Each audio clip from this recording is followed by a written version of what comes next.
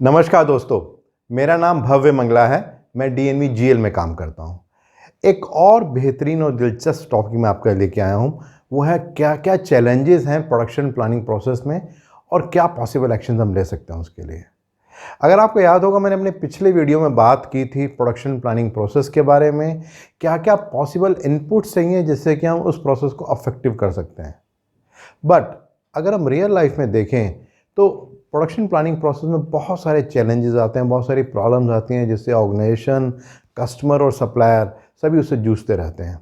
तो इस वीडियो में मैं उसी का पार्ट 2 के बारे में बात करने वाला हूं कि क्या क्या पॉसिबल चैलेंजेस आते हैं, उसका क्या इम्पैक्ट होता है, क्या रीज़न है जिस कारण से वो चैलेंजेस आते हैं और क्या पॉसिबल मेजर्स हम ले सकते हैं।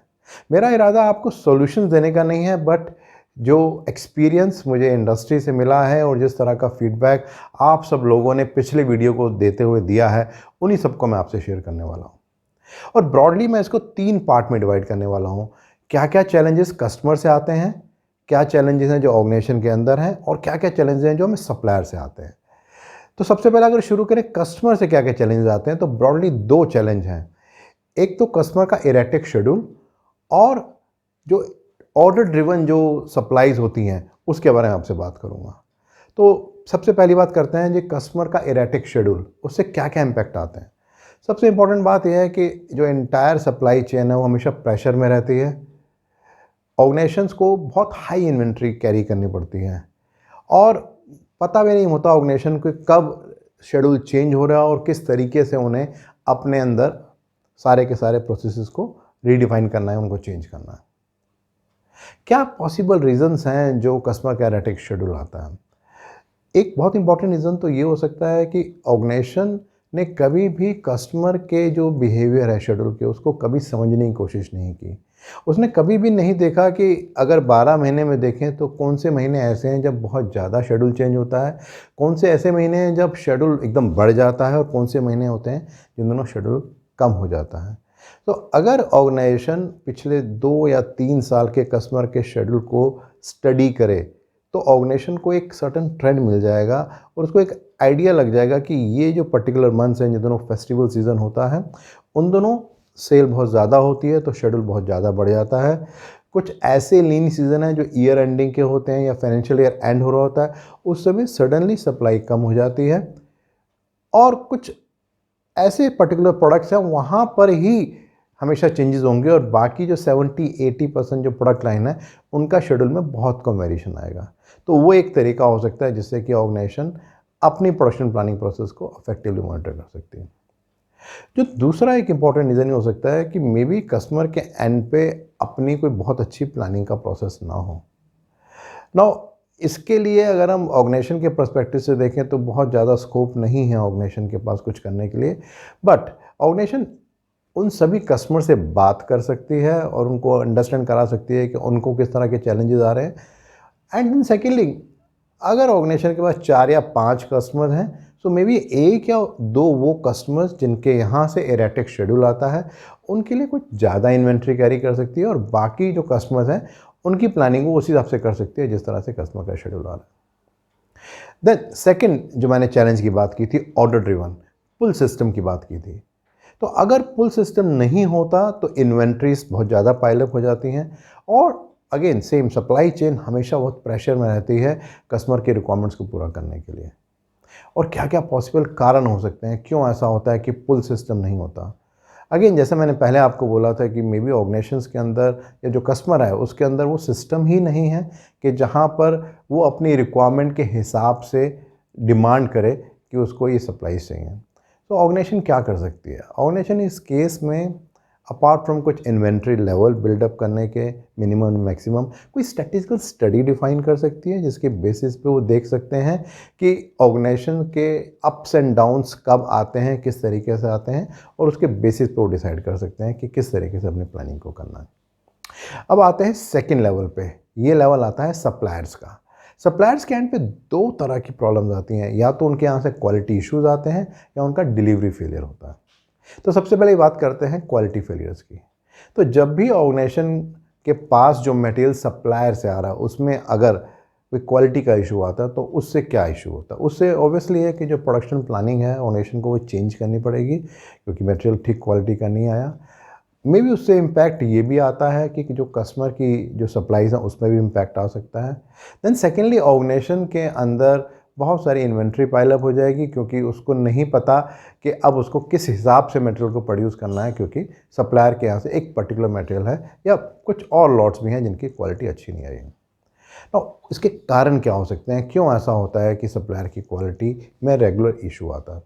मे बी हमने कभी भी अपने सप्लायर से बहुत स्पेसिफिकली बात नहीं की इस बारे में कि उनकी क्वालिटी के कारण ऑर्गेनाइजेशन के अंदर दिक्कत आ रही है, और उसका इम्पैक्ट ऑर्गेनाइजेशन को भी आता है और उसका इम्पैक्ट कस्टमर को भी जाता है।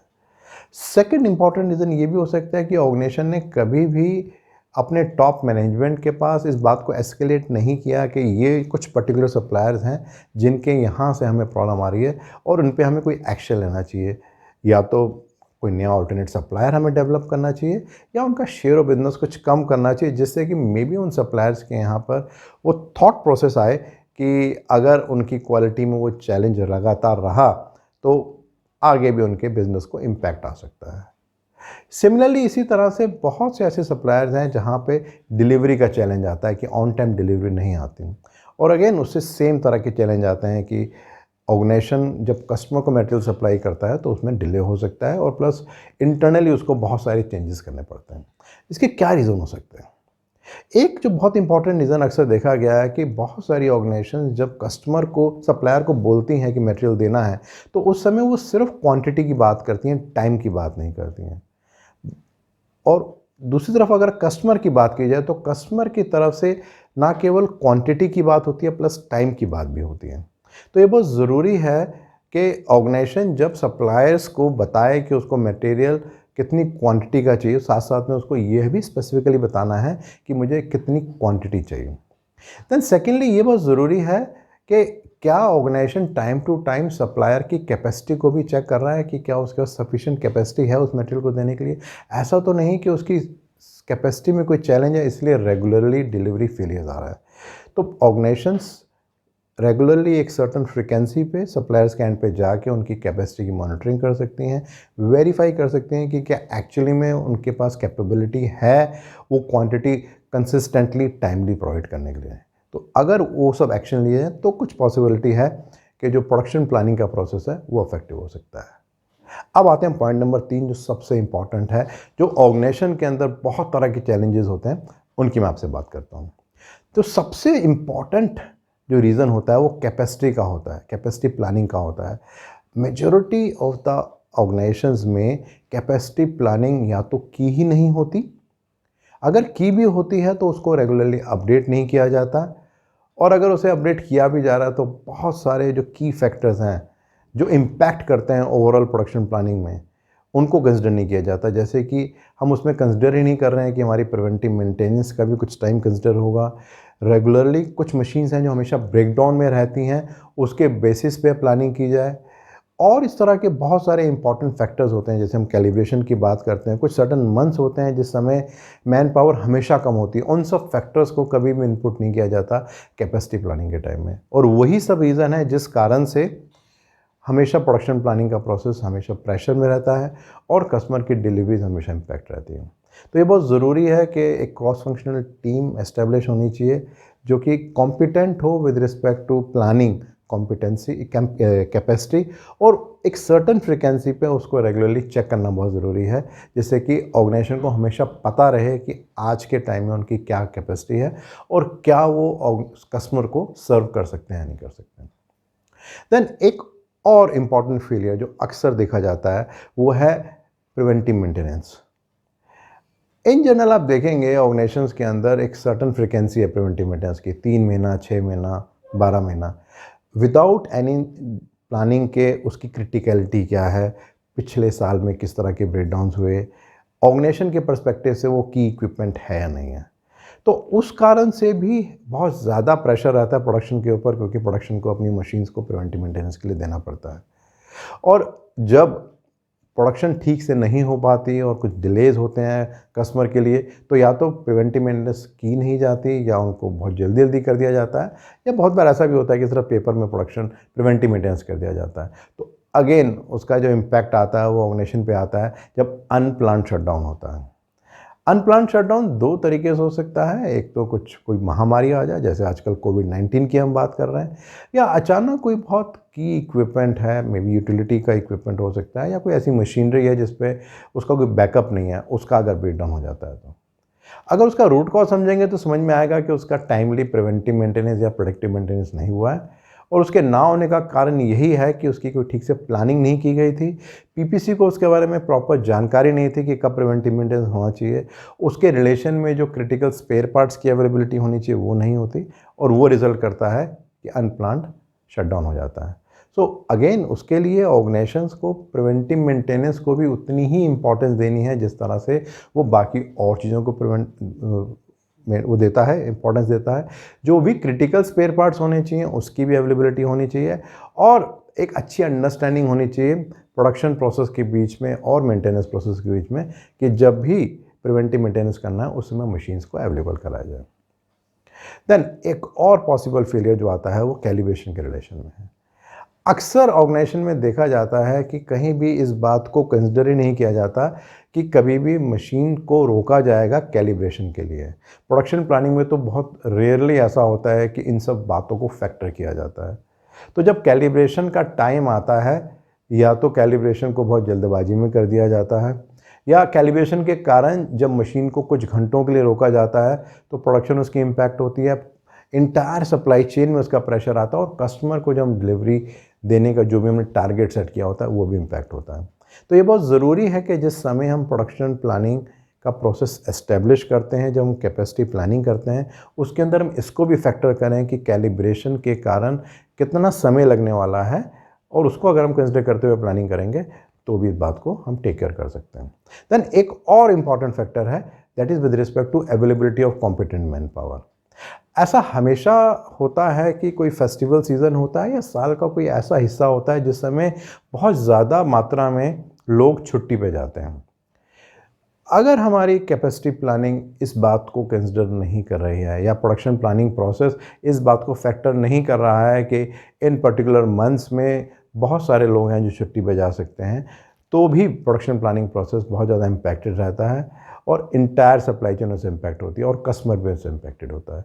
तो अगेन यहाँ पर बहुत ज़रूरी है कि जिस समय हम प्लानिंग करें उस समय हमें पता होना चाहिए कि कौन कौन से ऐसे मंथ हैं जिन मंथ्स में हमें कॉम्पिटेंट मैन पावर नहीं मिलेगी या कम मिलेगी, और उसी हिसाब से हम सारी प्लानिंग करें। और मे बी अगर उस बात को ध्यान में रखते हैं हमें अपने इन्वेंट्री लेवल को ऊपर नीचे करना है तो उसको भी हम कर सकते हैं। और जो आखिरी पॉइंट है वो इन्वेंट्री के बारे में ही है कि कितना इन्वेंट्री लेवल ऑर्गेनाइजेशन को अपने ऑर्गेनाइजेशन में सेट करना है। अगेन इस बारे में देखा जाता है कि बहुत सारी ऑर्गेनाइजेशन में इन्वेंट्री लेवल या तो सेट ही नहीं होता, या अगर सेट किया भी जाता है कि ये मिनिमम लेवल है, मैक्सिमम लेवल है, तो उसको कभी भी फॉलो नहीं किया जाता। और उस कारण से क्या होता है कि जब भी कोई एक्सीजेंसी होती है किसी भी कारण से, तो उस समय हमें पता लगता है कि कुछ मटेरियल तो हमारे पास है और कुछ मटेरियल हमारे पास नहीं है। तो ये बहुत ज़रूरी है कि जो भी हमने इन्वेंट्री नॉर्म्स डिफ़ाइन कर रखे हैं उसको हमें फॉलो करना है, और इंश्योर करना है कि उसके हिसाब से ही हमें अपने सारे प्रोडक्शन प्लानिंग प्रोसेस को फॉलो करना है। तो अगर मैं समरी करूं, ब्रॉडली मैंने 3 पार्ट्स के बारे में बात की थी। जो चैलेंजेस हमें कस्टमर के कारण आते हैं, जो चैलेंजेस हमें सप्लायर के कारण आते हैं, और मेजॉरिटी ऑफ द चैलेंजेस जो ऑर्गेनाइजेशन के कारण इंटर्न होते हैं। अगर ऑर्गेनाइजेशन इन तीनों चैलेंजेस को समझे और उसके ऊपर प्रॉपरली एक्शन ले तो प्रोडक्शन प्लानिंग प्रोसेस को हम बहुत इफेक्टिवली इम्प्लीमेंट कर सकते हैं। अगर आप चाहते हैं कि इस वीडियो को आप और डिटेल में समझना चाहते हैं तो नीचे जो ब्लॉग में लिंक है उसको आप क्लिक करेंगे तो उसको आपको राइटअप मिलेगा, वहाँ पर आप उसको डिटेल में पढ़ सकते हैं। अगर आप चाहते हैं कि इस तरह के वीडियोस रेगुलरली आपके पास आता रहें तो मेरे यूट्यूब चैनल को आप सब्सक्राइब भी कर सकते हैं। धन्यवाद।